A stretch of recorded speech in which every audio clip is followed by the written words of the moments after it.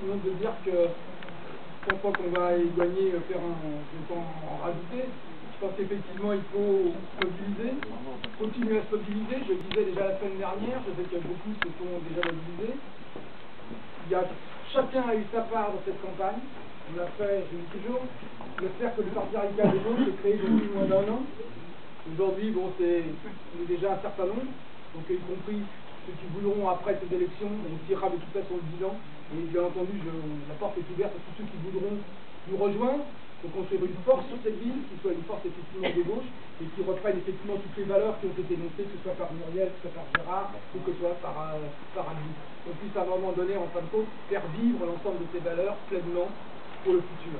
C'est le rôle pour Cathy, Naïma et moi, qui on est effectivement élus. Je vous dis encore une chose, que les choses se font la main dans la main. Vous aurez des bilans, je vais dire 2-3 mots quand même, vous aurez des bilans. Le pistolet, ça fait 32 ans, il n'y a pas de bilan, il n'a jamais en fin de compte. Il explique, je peux pas résister quand même de dire quelque chose en plus.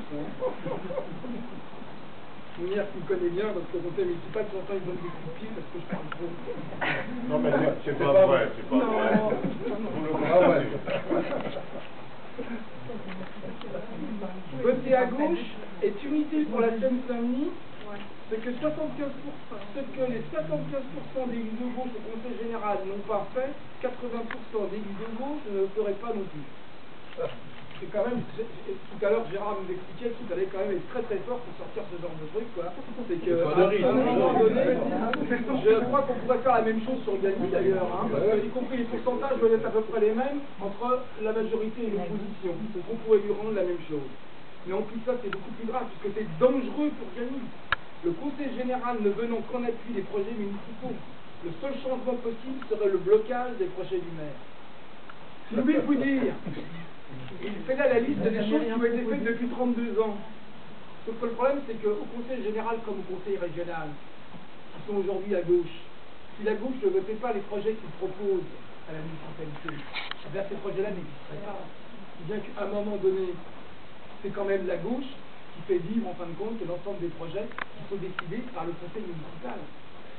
C'est quand même quelque chose qu'il faut quand même le faire. C'est comme si ça n'existait pas. Deux choses. On vient d'inaugurer une maison de l'enfance, quand même financée par la région et qui est financée par le conseil général et également un peu par la municipalité. C'est très bien d'ailleurs, c'est ce que je disais, et j'ai pas eu le temps. Sommes-nous effectivement à armes égales dans cette bataille? Je me le demande. Il a serré 1500 mains.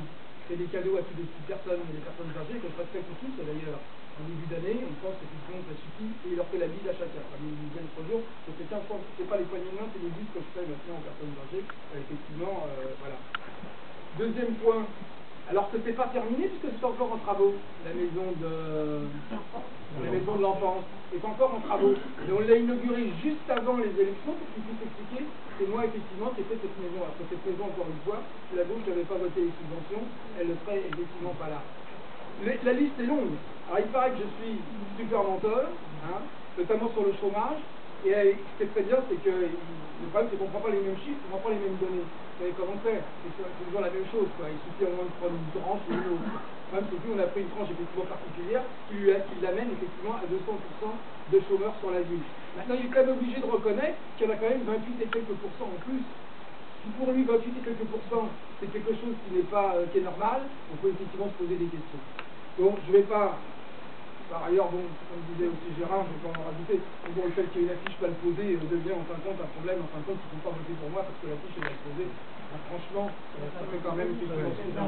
Quand on fait par ailleurs, c'est quand même limité. Quand on fait par ailleurs, je ne sais pas si ce soir c'est fait, et sur le panneau 0, vous avez en fin de compte 5 candidats, donc vous avez 5 panneaux plus un panneau 0. Sur lequel il devrait y avoir le mode d'emploi pour les élections. Les décrets sont toujours pas affichés ce soir. Alors peut-être que moi je colle un petit peu trop, enfin disons que pour l'équipe qui colle un petit peu trop, et lui apparemment il n'est pas non plus dans la loi, parce qu'il n'a pas effectivement fait les choses, lui il colle pas du tout. Je peux me permettre juste une intervention parce que je